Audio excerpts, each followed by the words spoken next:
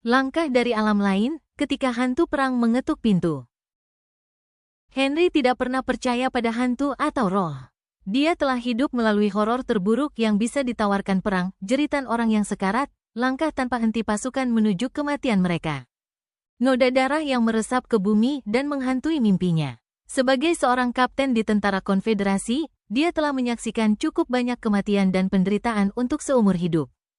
Ketika perang berakhir dengan penyerahan dan kehancuran, Henry kembali ke rumahnya di Virginia, berharap dapat mengubur kenangan medan perang dan meraih kedamaian yang pernah dia miliki. Namun, kedamaian itu sulit didapat. Rumah itu terletak di ujung lembah yang terlupakan, tempat di mana waktu seolah berhenti. Tanah itu, seperti dirinya, telah menyaksikan terlalu banyak kehilangan. Pohon oak tua berdiri seperti penjaga, cabang-cabangnya yang terpelintir menjulur ke langit, dan ladang-ladang yang dulu subur kini terabaikan. Seolah-olah bumi itu sendiri telah menyerah pada harapan. Setiap malam, ketika Henry berbaring di tempat tidurnya, sensasi yang sama akan menyergapnya, sebuah kehadiran, tepat di ujung kesadarannya. Itu dimulai dengan bisikan angin, bunyi kayu yang berderit di dinding. Namun, lama-kelamaan, itu menjadi lebih suara langkah kaki yang konstan, lambat dan terukur. Berjalan mondar-mandir di luar pintunya. Awalnya, suara itu samar, seperti kenangan yang jauh, tetapi semakin lama, semakin keras dan lebih persisten. Seolah-olah ada seseorang yang berjalan kembali dan pergi melintasi teras, terperangkap dalam ritme yang tak pernah bisa mereka patahkan. Henry akan terbaring di sana, menatap langit-langit. Menunggu langkah itu berhenti, tetapi itu tidak pernah terjadi. Tidak ada yang datang ke pintu. Udara menjadi lebih dingin setiap malam yang berlalu, dan meskipun suara itu samar, itu selalu ada. Tepat di luar ambang pintu, tidur menjadi suatu kemewahan, dan ketika Henry akhirnya bisa tertidur, mimpinya lebih buruk.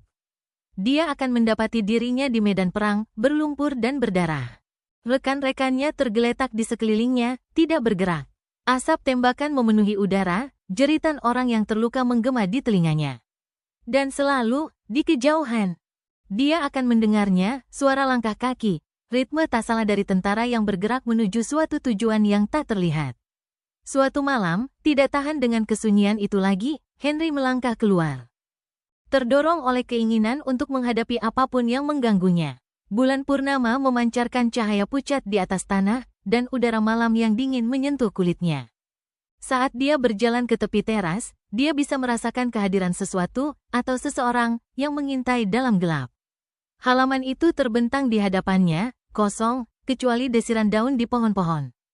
Namun, dari sudut matanya, dia melihatnya. Seorang pria, tinggi dan kurus, mengenakan seragam konfederasi abu-abu yang pudar.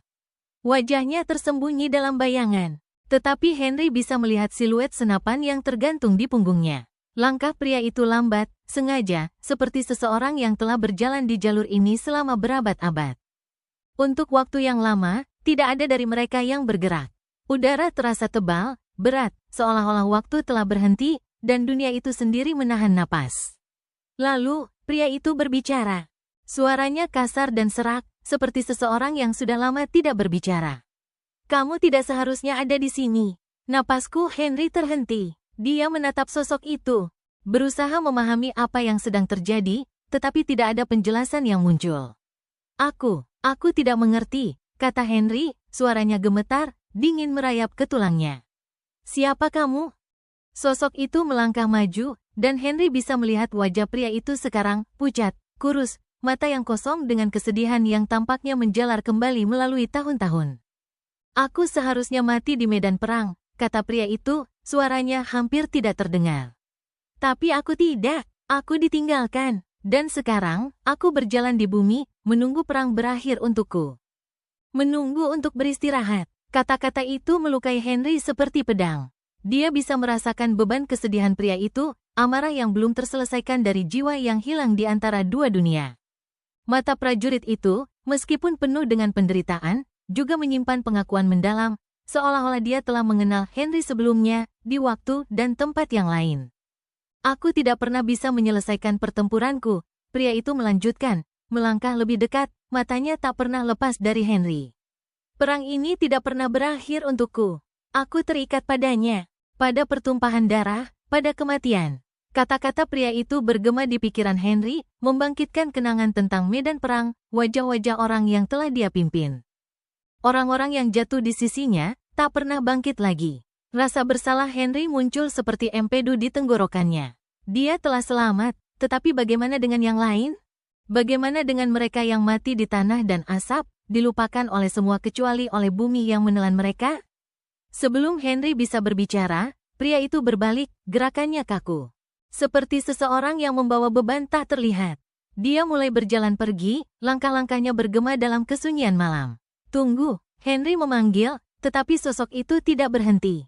Suara sepatu bot di teras itu memudar ke kejauhan. Keesokan paginya, saat cahaya pertama matahari menyaring melalui pepohonan, Henry menemukan sesuatu di depan pintunya, sebuah amplop. Kuning karena usia. Dia mengambilnya, tangannya gemetar saat membuka segelnya. Di dalamnya ada surat. Surat itu dari seorang prajurit yang pernah dikenal Henry selama perang. Seseorang yang telah mati di pertempuran yang sama dengan pria yang dia lihat tadi malam. Surat itu berbicara tentang urusan yang belum selesai. Tentang jiwa yang terperangkap dalam penderitaan perang, tentang kematian yang tak pernah diperbolehkan terjadi. Prajurit itu juga ditinggalkan, dilupakan dalam kekacauan. Rohnya tidak bisa melanjutkan sampai gema perang yang tak ada habisnya akhirnya dapat diselesaikan. Jantung Henry berdegup kencang saat membaca kata-kata itu. Hubungan antara prajurit hantu dan surat itu tak terbantahkan. Perang, tampaknya, tidak pernah benar-benar berakhir, bukan untuk orang-orang yang bertempur.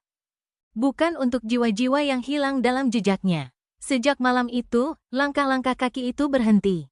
Udara terasa lebih ringan, seolah-olah beberapa beban tak terlihat telah terangkat. Tetapi Henry tahu, jauh di dalam dirinya, bahwa prajurit itu masih mengawasi, terikat pada tanah, pada kenangan perang yang telah membentuk nasib mereka berdua. Dia bisa merasakan kehadirannya, selalu dekat, tepat di luar kesadarannya. Dan meskipun rumah itu kembali sepi, Henry tidak pernah benar-benar merasa sendiri. Karena di dalam bayang-bayang, tempat di mana masa lalu terus melayang seperti hantu, perang tidak akan pernah benar-benar berakhir.